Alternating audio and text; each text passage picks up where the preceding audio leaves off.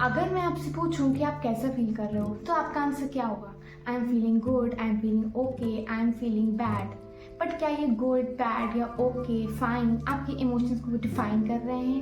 Well, the answer is no. ये आपके emotions को डिफाइन नहीं कर रहे। अक्सर हमारी वोकैबुलरी इमोशंस को एक्सप्रेस करने के मामले में बहुत ही लिमिटेड होती है, एंड दैट्स बिकॉज हमें कभी सिखाया ही नहीं गया है कि अपने इमोशंस को एक्सप्रेस कैसे करना है।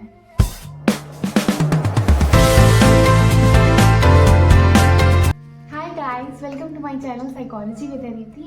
I am Aditi, a psychology student, and in this video I will tell you how to become more emotionally aware about yourself. क्या आपने कभी सोचा है कि हमारे जो इमोशंस है वो हमारे रोज़ के डिसीजंस को कितना ज़्यादा अफेक्ट करते हैं? एंड अगर हम अपने इमोशंस को और डीपली समझें तो हम अपनी लाइफ को काफ़ी बैलेंस्ड एंड फुलफिलिंग बना सकते हैं।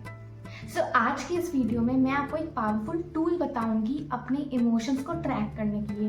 And no, I will not say कि आप जर्नलिंग करो, आप अपने इमोशंस एक डायरी में लिखो, आप बाहर जाओ। ऑफ कोर्स ये चीज़ें भी इफेक्टिव है, but I will not give you the same old घिसा हुआ ज्ञान। I will introduce something very interesting and very new, so do watch till the and.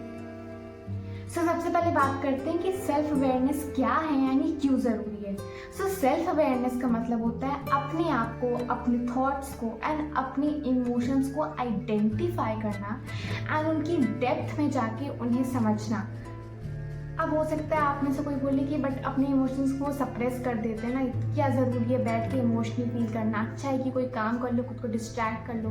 But do you know कि ये emotions आपके डिस्ट्रैक्ट करने के बाद भी आपके अंदर ही रहते हैं, एंड अगर आप इन्हें इग्नोर भी करोगे तो वो धीरे धीरे पाइल अप होकर इवेंचुअली एक आउटबर्स्ट होगा एंड आप पहले की ज़्यादा इंटेंसिटी से उन्हें फील करोगे। सो इट्स बेटर कि आप अपने इमोशंस को समझना स्टार्ट करें। एंड सबसे बड़ी चीज़ की सेल्फ अवेयरनेस क्यों इम्पॉर्टेंट है? जब हमें ये पता होता है कि हम क्यों खुश हैं, हम क्यों परेशान हैं, हम क्यों एंशियस फील कर रहे हैं, जब हमें वाई पता होता है तो हम अपने इमोशंस को बेटर वे में मैनेज कर सकते हैं। हमारा आउटर बिहेवियर हमारी इनर फीलिंग्स से बहुत ज़्यादा इन्फ्लुएंस्ड होता है, एंड दैट इज़ वाई हमें अपने इमोशंस एंड फीलिंग्स के बारे में अवेयरनेस बढ़ाना बहुत इंपॉर्टेंट एंड बहुत ज़रूरी है। So now introducing the powerful tool, the mood meter. Mood meter एक फ्रेमवर्क है जो कि इमोशंस को दो चीज़ों पर मैप करता है, प्लेजेंटनेस एंड एनर्जी। प्लेजेंटनेस मतलब कि आप कितना खुश या हैप्पी फील कर रहे हो। ये एक स्पेक्ट्रम है, एक्सट्रीमली अनप्लेजेंट या एक्सट्रीमली प्लेजेंट तक। एनर्जी यानी कि आप कितना लो या हाई फील कर रहे हो, मतलब आपके पास कितनी मेंटल और फिजिकल एनर्जी है। अब इन दो एक्सिस के कंट्रीब्यूशन से हमारे इमोशंस की 4 कैटेगरीज बनती हैं, which is red, green, yellow and blue. अब मैं आपको इन चारों के बारे में डिटेल में एक्सप्लेन करूँगी। चारों कलर्स की अगर हम बात करें तो जो रेड क्वाड्रेंट है वो हाई एनर्जी और अनप्लेजेंट को डिनोट करता है। जो ब्लू क्वाड्रेंट है वो लो एनर्जी और अनप्लेजेंट को डिनोट करता है।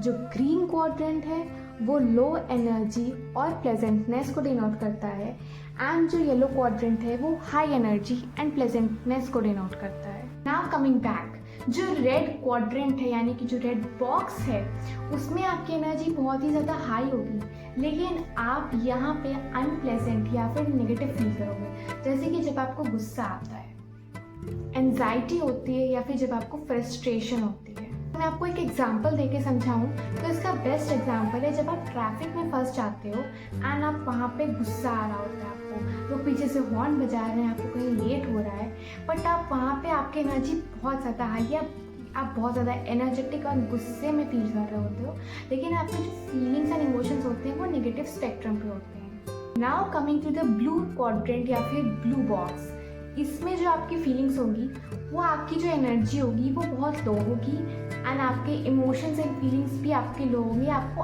अनप्लेजेंट फील होगा। जैसे कि जब आप सैड होते हो, जब आप डिप्रेस्ड होते हो, तो ना ही आप ज़्यादा एनर्जेटिक फील करते हो एंड ना ही आपके इमोशंस प्लेजेंट होते हैं।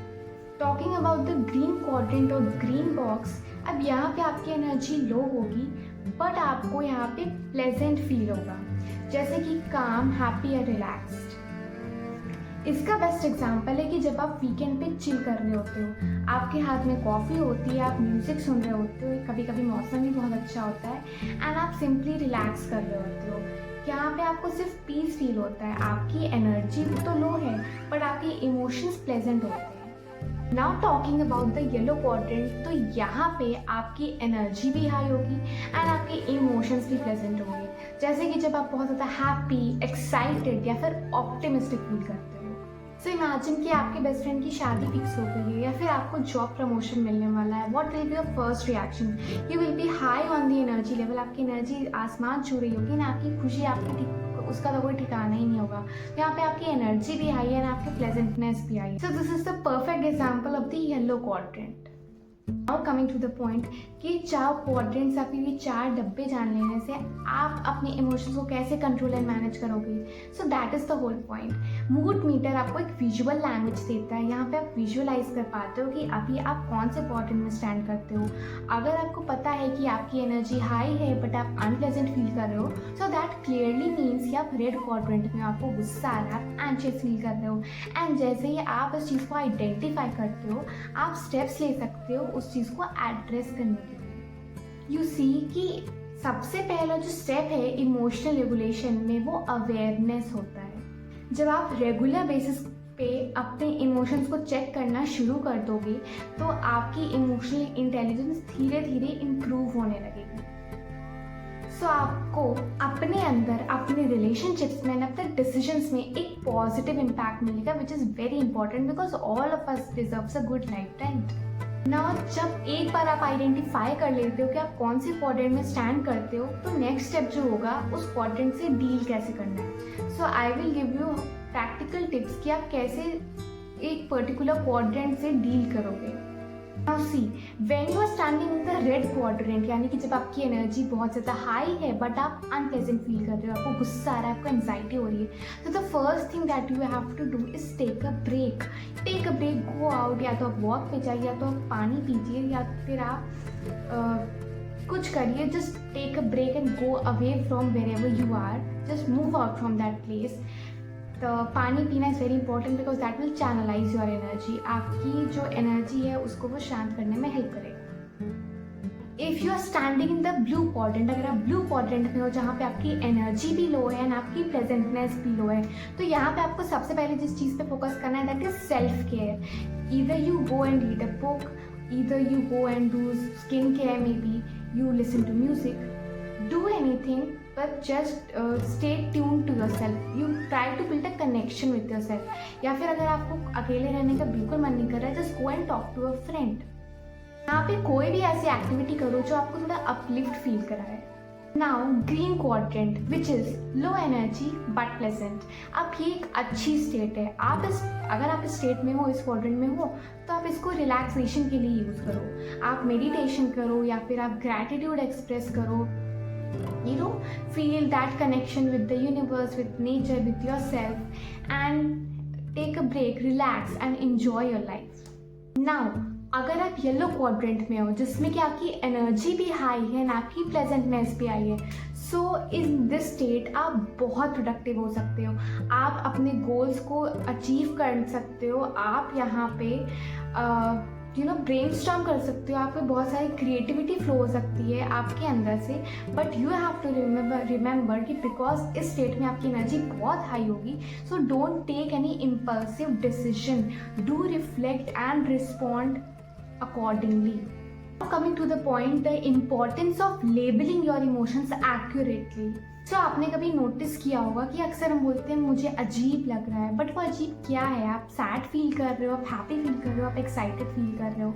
सो it is very important to label your emotions. So try to learn new emotional words, अपनी इमोशनल वोकैबुलरी को एनहांस करने की कोशिश करो एंड उसे अपनी एवरीडे लाइफ में यूज़ करो। एंड डू रिमेंबर कि आपको ये चीज़ सिर्फ तभी नहीं करनी जब आपको लो फील हो रहा है, आपको ये चीज़ तब भी करनी है जब आप हैप्पी मूड में हो या फिर आप एक सिर्फ नॉर्मल स्टेट में हो। आपको इन चीज़ों को अपनी डे टू डे लाइफ में इंटीग्रेट करना पड़ेगा बिकॉज एकदम से कोई इमोशनली इंटेलिजेंट या इमोशनली अवेयर नहीं बनता है। It takes time and you have to take these small steps towards a big goal, towards a greater self-realization and self-awareness. That was all guys, that was the mood meter जो आपको एक tool देगा अपने emotions को identify करने के लिए। And आप जितना ज़्यादा इस टूल को यूज़ करोगे आप उतना ही ज़्यादा इस चीज़ में प्रो हो पाओगे। एंड रिमेंबर कि your emotions are not your enemies, आपके इमोशंस आपके दुश्मन नहीं हैं। They are just like a traffic signal जो कि आपको ये इंडिकेट करता है कि आपके अंदर का स्टेट क्या है। दे आर नॉट गुड और bad, they are just like emotions, so you have to accept them as they are. So that was all from my side. Thank you for watching, and अगर आपको ये video अच्छी लगी हो so please do like, comment, share and subscribe my channel. I will be really grateful. And तब तक के लिए stay aware and stay balanced. Bye.